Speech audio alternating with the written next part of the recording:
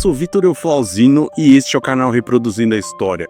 Neste vídeo vamos falar sobre como os aliados da Entente derrotaram as potências centrais durante a Primeira Guerra Mundial. Vamos mostrar aqui ao longo do vídeo 3 fatores que foram determinantes para o resultado da guerra ser a favor dos aliados. Mas antes, e se você não for inscrito em nosso canal, se inscreva já, pois as suas inscrições e as suas curtidas são muito importantes para o nosso crescimento. E agora, sem mais delongas, vamos falar sobre o primeiro fator que foi determinante para a vitória aliada na Primeira Guerra Mundial.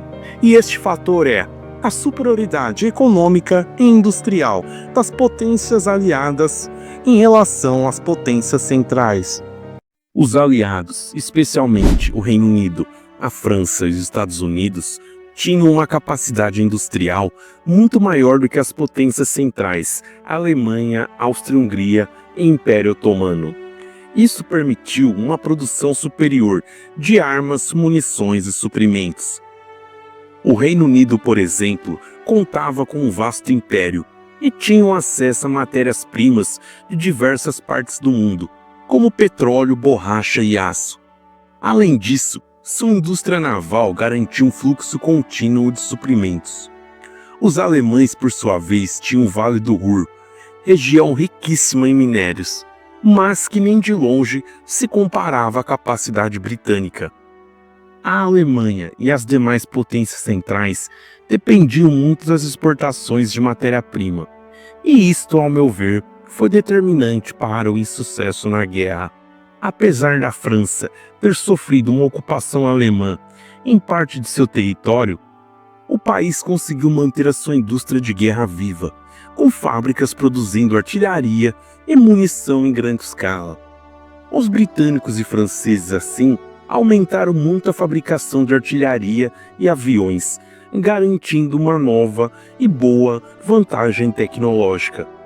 Os alemães e os austro-húngaros também eram industrializados e detinham armas modernas, mas, como já referi, a menor quantidade de matérias-primas limitou ao longo do tempo a indústria de guerra destas potências.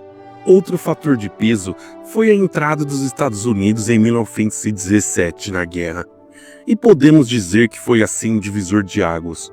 Com uma das maiores economias do mundo, os americanos, mesmo antes de entrar na guerra, forneciam equipamentos e veículos para os aliados, reforçando suas capacidades militares.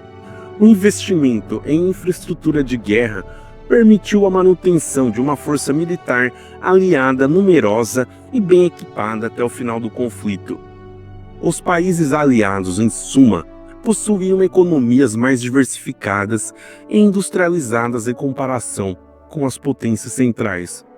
O Reino Unido e a França tinham grandes redes ferroviárias, fábricas e estaleiros navais, permitindo uma produção constante de armas, munições e veículos militares.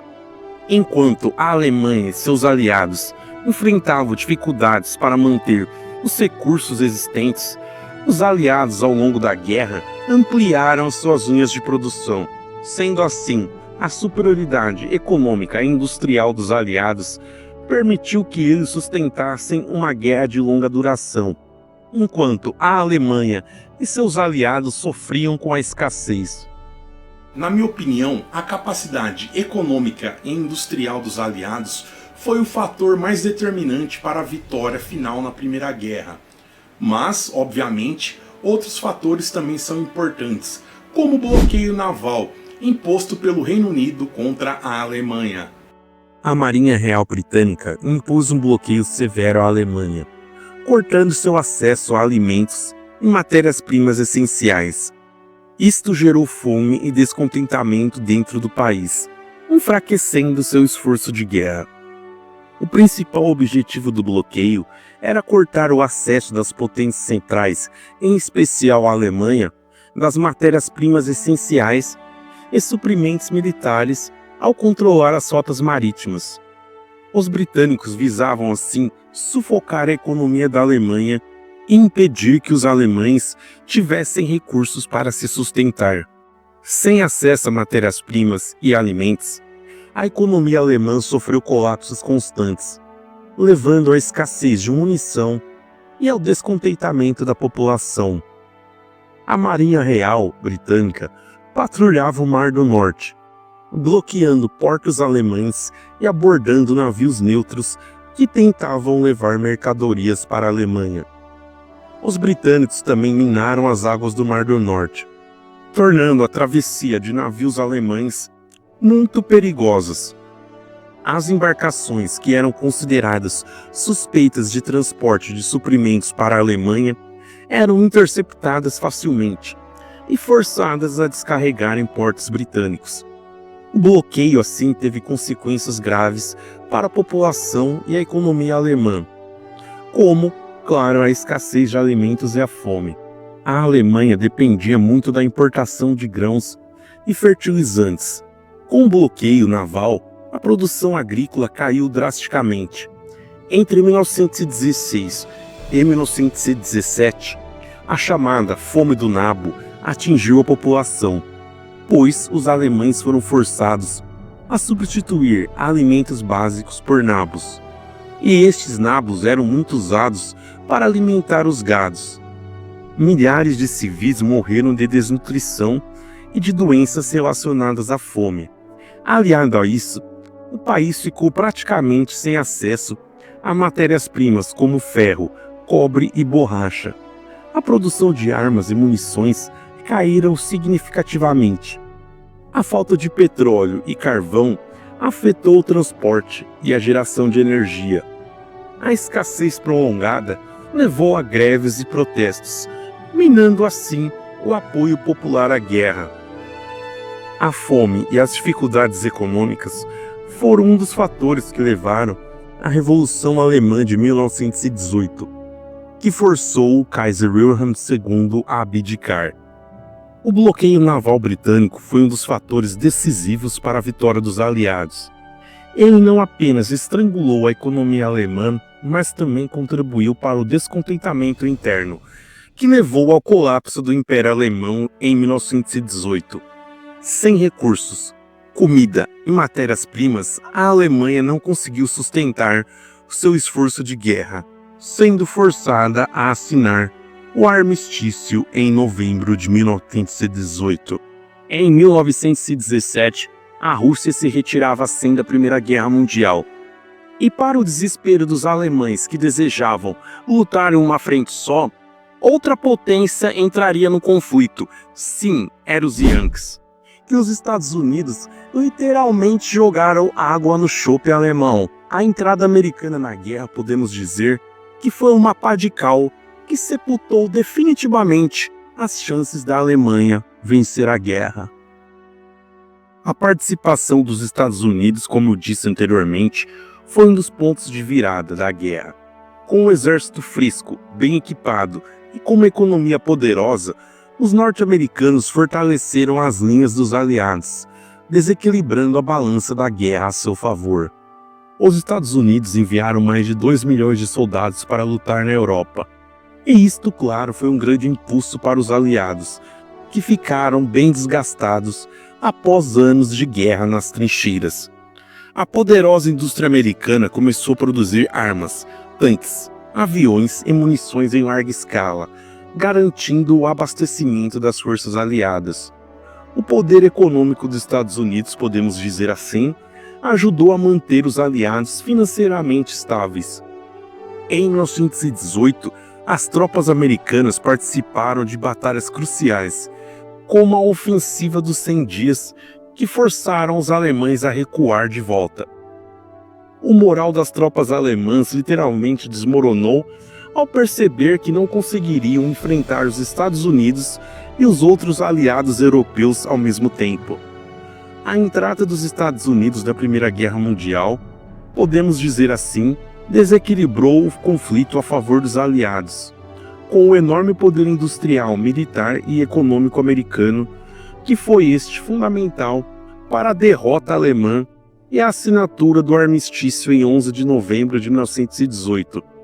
Na minha opinião, sem os Estados Unidos, a guerra poderia ter durado mais tempo ou até mesmo encerrada em um impasse. Em todas as guerras, houveram ofensivas trágicas que selariam os destinos dos conflitos, como por exemplo a invasão de Napoleão à Rússia em 1812 e também a Operação Barbarossa, a invasão nacional-socialista da União Soviética em 1941. E na Primeira Guerra Mundial a história também não foi diferente. Houve a ofensiva alemã da primavera, de março a julho de 1918. A Alemanha lançou a ofensiva da primavera em 1918, tentando vencer a guerra antes que os Estados Unidos enviassem tropas em grande número para a Europa. Apesar dos avanços iniciais, os alemães, já bem enfraquecidos devido ao bloqueio naval, se perderam, permitindo o contra-ataque decisivo dos aliados.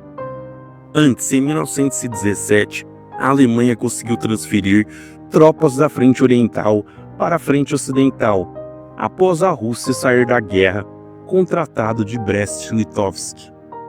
Com o bloqueio naval britânico, literalmente estrangulando a economia alemã, e a entrada dos Estados Unidos na guerra, os alemães sabiam que precisavam vencer rapidamente antes que os reforços americanos chegassem em massa. O general Erich Ludendorff planejou uma série de ataques rápidos e concentrados para romper as linhas dos aliados e forçá-los a negociar a paz. Inicialmente, os alemães, como eu citei, obtiveram grandes avanços e conseguiram penetrar profundamente nas linhas dos aliados, chegando mais ou menos a 100 quilômetros de Paris. No entanto, a ofensiva logo começou a perder força. A operação, ao passar do tempo, precisou de mais tropas, e os alemães não as tinham, devido ao enorme número de baixas. O exército alemão já estava totalmente esgotado após 4 anos de guerra, enquanto os aliados obtiveram reforços americanos frescos e ávidos para o combate. A entrada assim de mais de 2 milhões de soldados americanos deu uma vantagem numérica esmagadora e definitiva aos aliados. Em agosto de 1918, como já citei anteriormente, os aliados iniciaram a ofensiva dos 100 dias, empurrando os alemães de volta para a Alemanha e forçando a sua rendição. O fracasso da ofensiva da primavera destruiu qualquer chance de vitória alemã. O moral das tropas e da população alemã desabou completamente, provocando greves e reformas dentro do país. Em resumo, e se eu fosse definir em poucas palavras, venceu a Primeira Guerra Mundial que não tinha mais dinheiro. Mas, para resumir aqui de maneira mais didática, para que vocês possam entender, venceu a Primeira Guerra Mundial quem teve a maior capacidade econômica e industrial.